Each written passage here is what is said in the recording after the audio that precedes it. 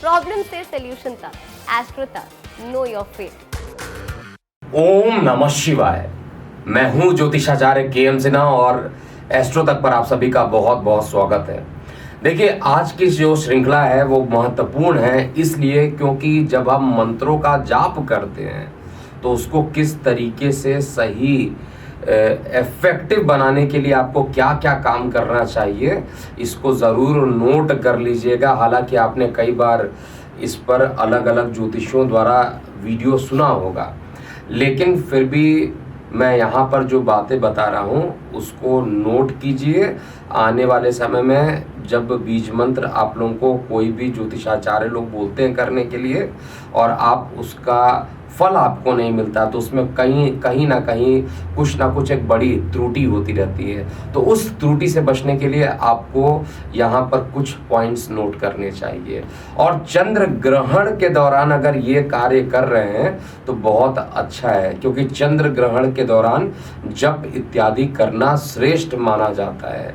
विशेष रूप से अगर आपकी कुंडली में सूर्य और शनि साथ में बैठे हों या चंद्रमा को शनि भी देख रहा है, सूर्य भी देख रहा है, राहु या केतु में से कोई एक ग्रह साथ में बैठा हो या देख रहा हो, यानी चंद्रमा अगर पीड़ित है, पाप कर्तरी योग में हो, विष दोष बन गया हो या ग्रहण दोष बन गया हो, तो ग्रहण के दिन ही इसका उपाय करने से बहुत ज़्यादा जातकों को फल मिलता है। सबसे पहले तो जब भी मंत्र उच्चारण करना हो उसका प्रोनाउंसिएशन बहुत अच्छे तरीके से सीख लेना चाहिए।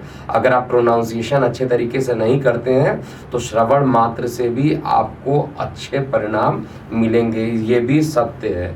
लेकिन जब आप मंत्रों का जाप करते हैं तो उस समय आपको अपने चक्रों को जागृत कराना पड़ता है, इसलिए पूरे तरीके से आंख बंद रहना चाहिए और जिस भी भगवान की आप आराधना कर रहे हैं उसका इमेज यहाँ ललाट पर बनाने की कोशिश करना चाहिए।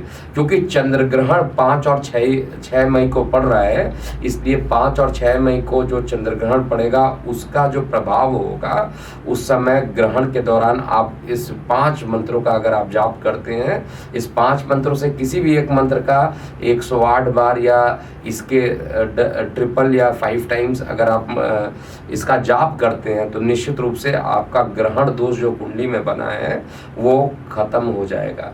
देखिए, चंद्रमा जो होता है मन का कारक होता है। अगर आपका मन बेचैन है, कभी भी एक चीज़ों को अगर आप कोशिश करते हैं, आप खुद चेक कर लीजिए, अगर आप आंख बंद करके किसी चीज़ को कॉन्सेंट्रेट नहीं कर पा रहे हैं, इसका मतलब आपका चंद्रमा जो है वो पीड़ित है, चंद्रमा कुंडली में सही जगह पर बैठा नहीं है। इसलिए जब भी मन व्यथित होता है और उस समय मानसिक अवसाद उत्पन्न हो जाते हैं, डिप्रेशन, एंजाइटी डिसऑर्डर्स, ये सभी चंद्रमा द्वारा किए जाते हैं। तो चंद्रमा के पीड़ित होने पर ये ग्रह कराते हैं। तो इसलिए अगर आपकी कुंडली में चंद्रमा पीड़ित है तो कई जो मंत्र मैं आज बताने वाला हूँ इनमें से किसी भी मंत्र का आप जाप कीजिए। सभी मंत्रों का जो प्रयोग करने पर विष दोष जो बनता है या ग्रहण दोष जो बनता है शनि चंद्र का, वो खत्म हो जाता है या उसका प्रभाव छीड़ हो जाता है। इस ऐड को स्किप करना तो बहुत मुश्किल है, पर लाइफ की प्रॉब्लम्स का सोल्यूशन ढूंढना आसान। प्रॉब्लम से सोल्यूशन तक, एस्ट्रो तक, नो योर फेट।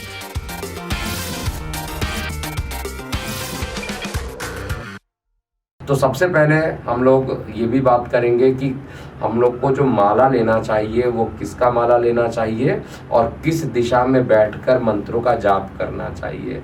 देखिए, मंत्रों का जाप करने के लिए आप दिशा जो है या तो पूरब वाला दिशा ले सकते हैं या तो ईशान कोण, जिसको नॉर्थ ईस्ट कहा जाता है। भगवान नॉर्थ ईस्ट में विराजमान होते हैं, तो यदि आप पूर्व दिशा में, क्योंकि जो ग्रहों के राजा सूर्य हैं उनसे हमें ऊर्जा मिलती है, या तो उनके डायरेक्शन में अपना फेस करके अगर आप मंत्रों का जाप करते हैं या नॉर्थ ईस्ट में फेस करके अपना जाप करते हैं तो जाप का जो फल होता है वो ज़्यादा सटीक आता है, ज़्यादा अच्छा आता है। दूसरा, कभी भी मंत्रों का जाप करते समय जो माला होना चाहिए उसको हमेशा धोकर या गंगा जल से साफ करके ही माला का काउंटिंग करना चाहिए। तीसरी इंपॉर्टेंट बात है, आप किसी भी टाइप का माला ले सकते हैं। स्फटिक का माला ले सकते हैं, तुलसी माला ले सकते हैं, किसी भी टाइप का आप माला ले लीजिए। कई लोग रुद्राक्ष का माला भी यूज़ करते हैं। वो काउंटिंग के लिए इम्पॉर्टेंट होता है। उसमें एक जगह बीच में गांठ लगी होती है जो बताता है कि 108 का जो काउंटिंग है वो पूर्ण हो गया है। उसको सुमेरु बिंदु कहा जाता है। और सुमेरु बिंदु को जैसे समुद्र मंथन हुआ था तो जो सुमेरु पर्वत पर मंथन किया गया था तो उसको एक ही डायरेक्शन में चलाना चाहिए। जब ये पूरा क्रॉस हो जाए आप उल्टे डायरेक्शन में कभी इसका मंत्र जप नहीं कीजिएगा। और मंत्र जप हमेशा राइट हैंड से होता है। इसके बाद अगर आप मंत्र जाप करते हैं तो आपके लिए बेहतरीन रहेगा। और मंत्रों को जब भी करना हो तो आपको ब्रह्म मुहूर्त में करने से बहुत अच्छा लाभ मिलेगा।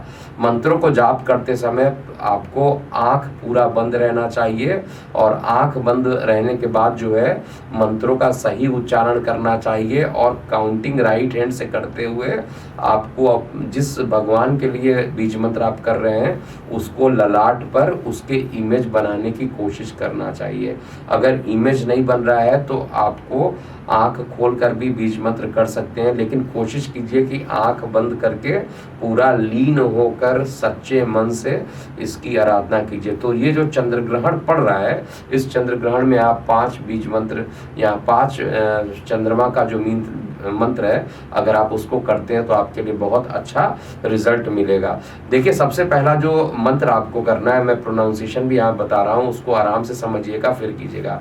पहला मंत्र बनता है ओम श्राम श्रीम श्रौम सा चंद्रमासे नमः। मैं फिर से बता देता हूँ, जो ये बीज मंत्र आता है, पहला बीज मंत्र, आंख बंद कीजिएगा और फिर बोलिएगा ओम श्राम श्रीम श्रौम सह चंद्रमासे नमः। ये पहला बीज मंत्र, एक पहला मंत्र बनता है जो उसका आपको ग्रहण के दौरान जाप करना चाहिए।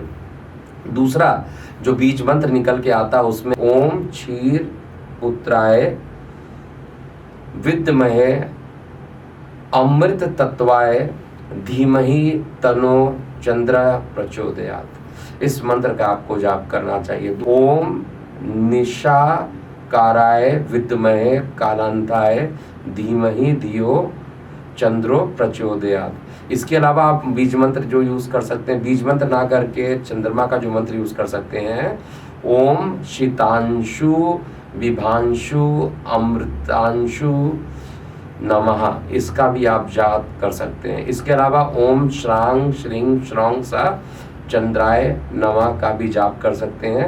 अगर आप इनमें से कोई भी मंत्र नहीं कर सकते हैं तो ओम सोमाय नमः का जाप आपको कर लेना चाहिए। अगर आप इस तरीके का जाप करते हैं तो निश्चित रूप से ये जाप आपके लिए फलित होगा।